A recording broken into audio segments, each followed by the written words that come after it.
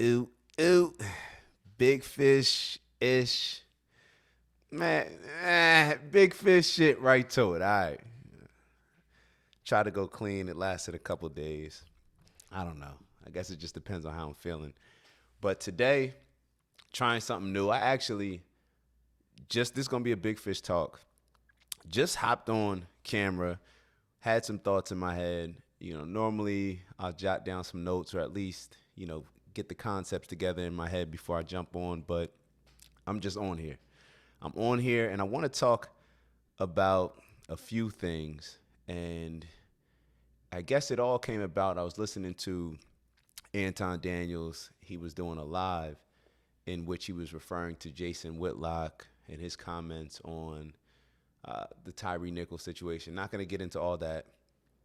But at first it started off combative because Jason was in the comments. Anton was going off, on his shit, how he does. But when he was asking, Jason to cam up. And then when Jason cammed up, I developed such a respect for Jason Whitlock. Not necessarily just a respect for him, because I don't want to say that. Like, I'm not one of these people that looked at Jason Whitlock and hated him. I actually agree with a lot of the things that Jason Whitlock, his perspective on a lot of topics, I should say. But I had a certain respect for how he was able to have the conversation in a way where he got every single point across that he wanted to without being super combative, very laid back, calm, cool, and collected. And Anton did the same thing actually during the actual interaction. He got a little less aggressive with him, and they were able to just talk as men. And whether you get aggressive in conversations or not, as long as you're able to tone it down, and a lot of times this doesn't happen in person. A lot of times it's either in a virtual setting or with the Twitter fingers, Instagram fingers, and the comments and stuff like that. Rather than when two people are face to face, you don't get that sort of energy. But it was just dope to see two people that I look up to in different ways start off very combative, or however you want to call it, where it was a lot of tension and you thought that, it was going to be, a whole cursing type of thing, firestorm. But what it ended up being was just a very good conversation in which they saw eye to eye on a lot of different things, more so than just sticking to one little detail. That, not to say that it wasn't an important detail, but they were able to go beyond that, have a conversation, build, and it got to the point where Jason at the end was even able to give constructive criticism as an older person, as this is what I mean when we have to have those older, the real OGs, you know what I mean, the real big homies that are gonna come and say, hey, even before I got on, you were cursing a lot, doing a lot of yelling and stuff like that. You get your point across a lot more clearly. More people will hear you if you tone it down a little bit. He's pretty much saying, not in a sarcastic way, but you're too smart for that. And he was right. He was right in a lot of ways. And Anton received everything. He said, I receive everything that you're saying. You're right. I get what you're saying. And to me, that's what we need. That's what we need. And I think they both developed a level of respect for each other through that conversation that otherwise wouldn't have been there, but more importantly, allowed us to see in real time how you're supposed to go from being combative to having a productive conversation that can lead to some dope results. So that led me to thinking about some of the recent back and forths that I've had on social media. Sometimes, and you post certain stuff, and that there's going to be certain backlash you expect it from certain groups. But one in particular that I wanted to touch on was a video that I put up, and I'm not sure if I can show the video. Let me actually see if I can do it. I'm realizing is that women, especially black women, are a special kind of stupid. Now, I'm told that they're educated far greater than than black men. But you have to be crazy to decide, I don't need a man. And you know what? I'm still going to have children, but in order to take care of this child, I'm going to go out and work 8 to 10 hours a day. And then when I get home, I'm going to be too tired to actually parent. So I'm going to let my children be raised by TV and social media. And so then you have your daughter thotting on the gram, and then your son being this thug. But you know, hey, I'm educated and I'm smart, and I get to celebrate Mother's Day and Father's Day. No, what you are is an educated fool, because who in their right mind would decide that they want to go against the very nature of a woman and the reason why God put us on this earth? I'm realizing is that women is. So I just wanted to just to be, transparent, show the video, and then I want to read my comment or the caption that I had.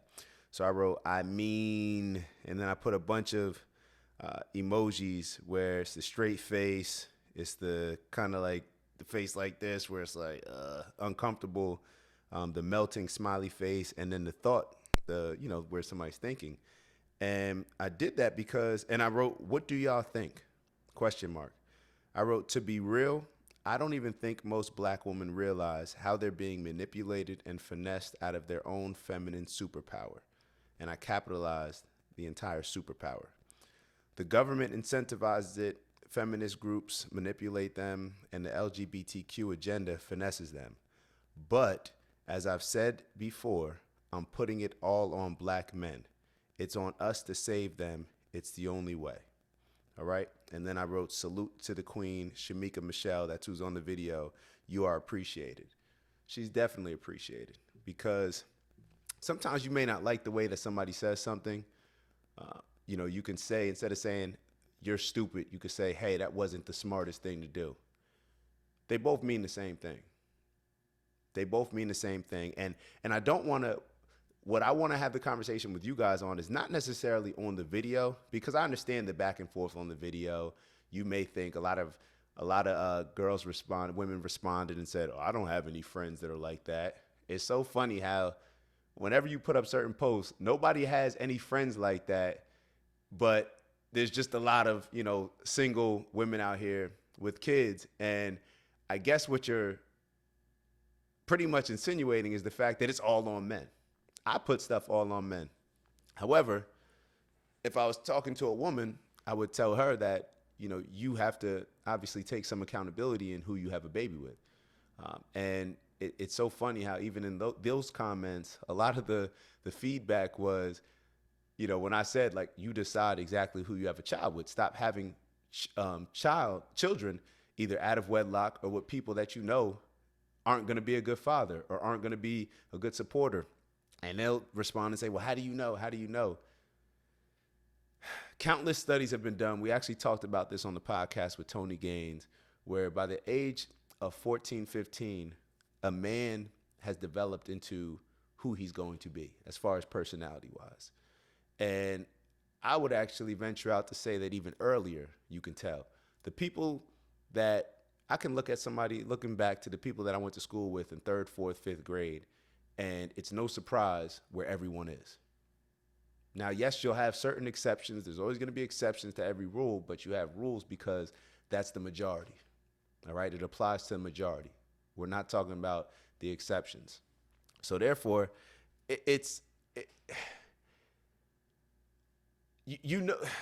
people have to take accountability, both men and women, into who we're interacting with, who we're dealing with. It's just like when we talk about hiring people. In a relationship, even more so.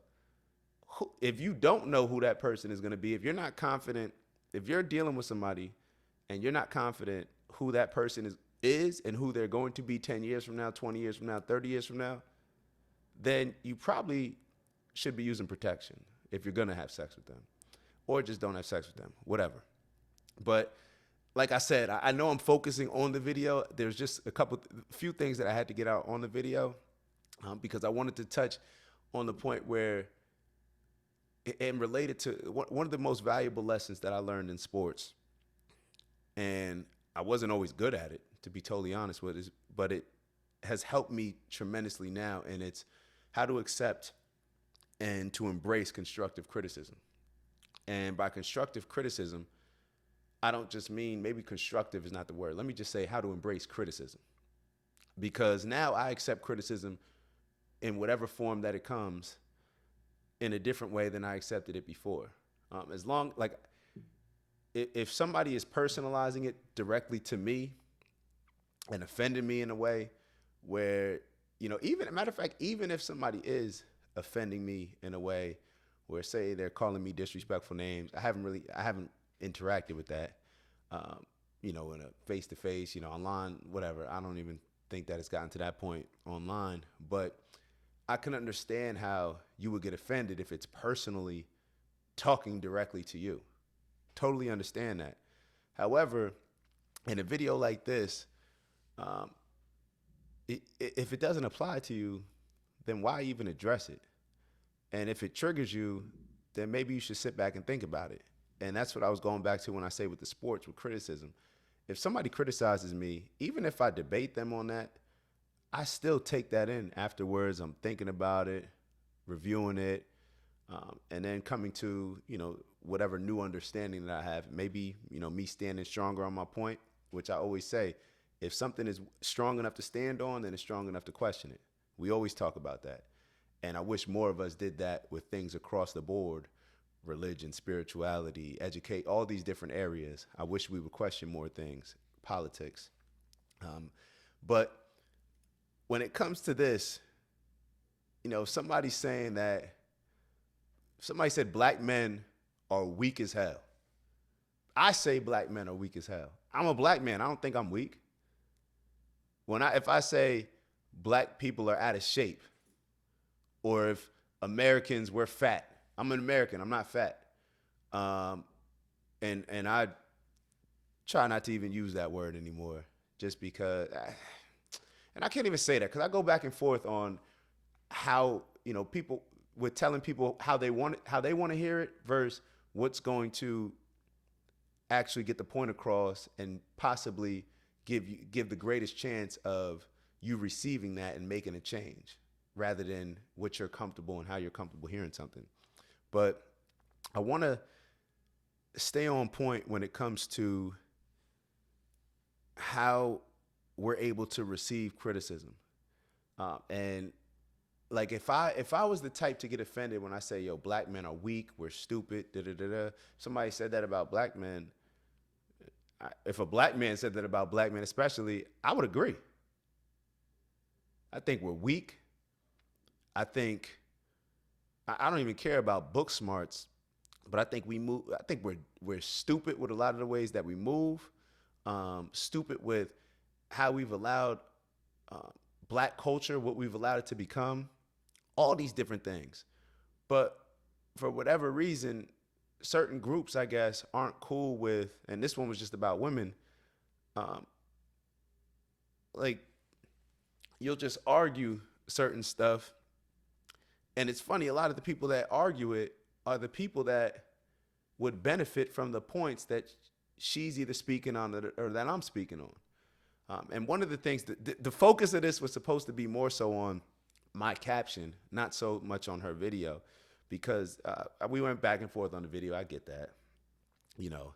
Apparently there's no women alive that think that they can have, take care of their kids on their own, or think how she was discussing it. Even though when I had a conversation, because I called somebody that I'm very close with, respect, have a lot of love for, and I called her after a comment that I saw, and we were talking about it. She's actually married.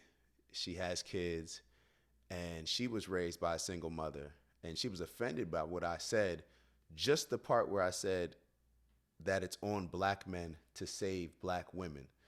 Or to save them, I was saying, because I was pointing out the fact that how black women have gotten manipulated. They've done a tremendous job in manipulating black women, based on a lot of the stuff that factors just comes down to black men. If we're not there, then it's easy for black women to get manipulated into accepting this government assistance because maybe a black man's not there. If black women feel that we're not treating you well, then it's easy to get manipulated into becoming or to joining these feminist agendas and stuff like that. The same thing with the LGBTQ community. It's easy. So that's why I always circle back and say that at the end of the day, it's on black men. But I wanted to point out this conversation, which was so dope because it started off very combative, but by the end, we came to an understanding where we were both happy that we had the convo. And I just wanted to focus on the fact of the save. I don't understand why it's a problem to say that black men need to save not only black women, but if I said that black men need to save the entire black family, black culture, and black community. But when you say that, it's like, well, I don't need anybody to save me. How you gonna save me? Let's think about this. I've talked to plenty of black women, black men who did have fathers in their lives, and they viewed I'm one of them. They and we view our fathers in a lot of situations as our first superhero, our very first superhero. What do superheroes do? They save people, right? They save people that can't save themselves against evil, right? The perception of evil, whatever, battle of good versus evil, however you perceive it. That's what superheroes do. And if we see our dads as that, why is it so shocking for me when I say that black men need to save black women? And I'll double down and say black men need to save the entire black community. Why is that so? And matter of fact, I'm asking it, but as I'm asking it, I get it. It's because black men haven't done as good of a job in being there to support black women in raising our black kids. And that's something that I always say, that I always get on weak ass black men. Our leaders, weak in a lot of different ways, whether it's rappers, whether it's entertainers, whether it's weak in intellect, just weak in courage.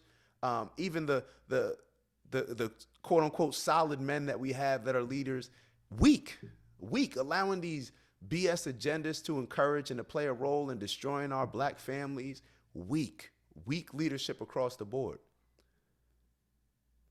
And I don't understand. Well, I do understand, but I just don't agree. I think we need to embrace black men coming in as superheroes. I think we need to embrace that in our black communities. I don't get why, like, my dad is a superhero. That's what it is. That's what dads are supposed to be, superheroes. Moms are as well, in different ways. We're not the same. It's cool. We are not the same. All right? Like dads don't get upset. When I talk to most men, I don't get why it seems to be a thing more for women, where men don't say like, oh, I don't need a woman for anything. Like, what? I need women for certain things.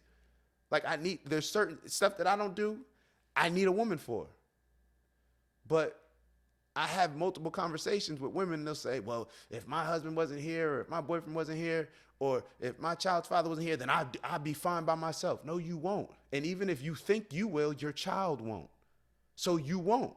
Because once you have a child, your number one priority is that child, right? That's your role. So therefore, how can you say, oh, I'll be good without a man? No, you won't be. No, you won't be, because you is not just you. It's you and your child. That's the new you. Your child and you make up you. And when you look at all of our problems across the board, look at all of our problems. It can be, I was having a conversation with my parents, said all of our problems can be healed by strong black male leadership committed to our families. All of our problems. But for whatever reason, we don't seem to embrace that. We don't seem to get on board with that. We don't seem to believe that that's a real thing. So it's very confusing for me. It's very confusing for me, because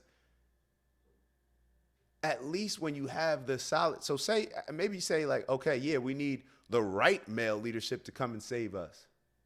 But we are in trouble. We are in trouble. Like it or not, a lot of our households are run by single mothers, and the stats just show that single mother households are not the environment that is going to allow our children to flourish in.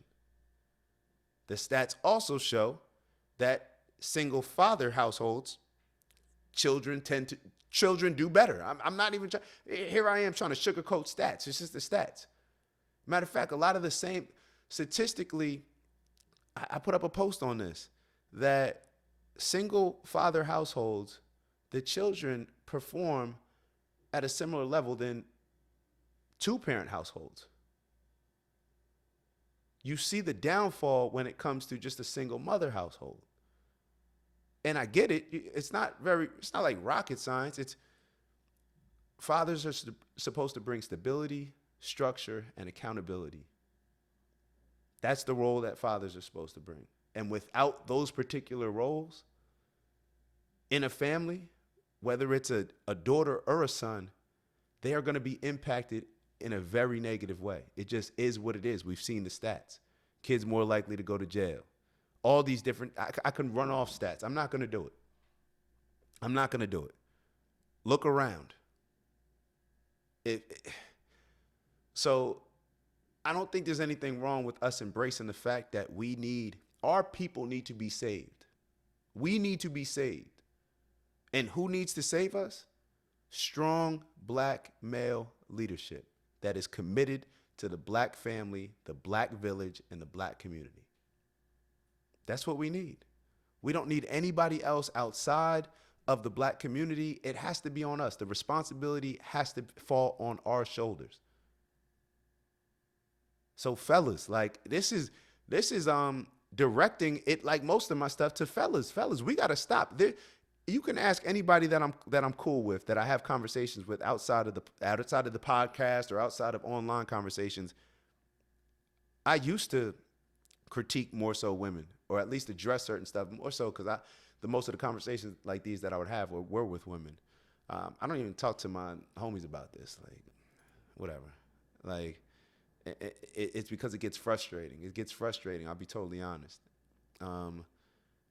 But I've completely, like I said, they'll tell you that I've completely shifted my mindset to this is all on men. All on men.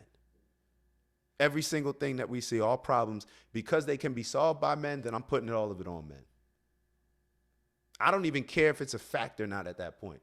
But if we believe that it's all on men, and we build it strong enough, smart enough from a leadership standpoint, and committed enough leaders, we will solve all of our problems. We will have the structure, the discipline, the focus, the accountability, the purpose that we're supposed to live with. We will be instilling that in the future generations. And that's what we need to do. Embrace those type of men. Excuse me. And if you didn't grow up with that type of men, then with that type of man in your life as a father, then let's make sure that we're promoting the men that are actually in our communities, that are actually giving these messages, that actually have the black family at heart, that want the best for the black family, that aren't scared to stand on certain points, that aren't scared to call out certain things, that aren't scared to call out the weak ass leadership that we've had with men overall, but I'm talking specifically to black men, that has gotten us to the position that we're in right now.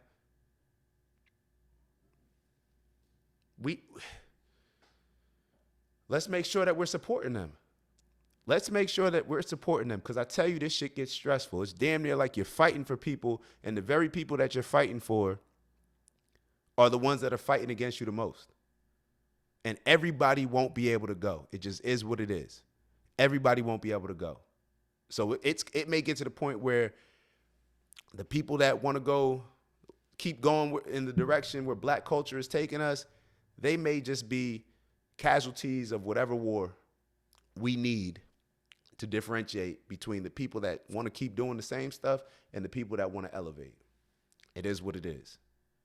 It is what it is. Everybody can't go. Everybody can't go.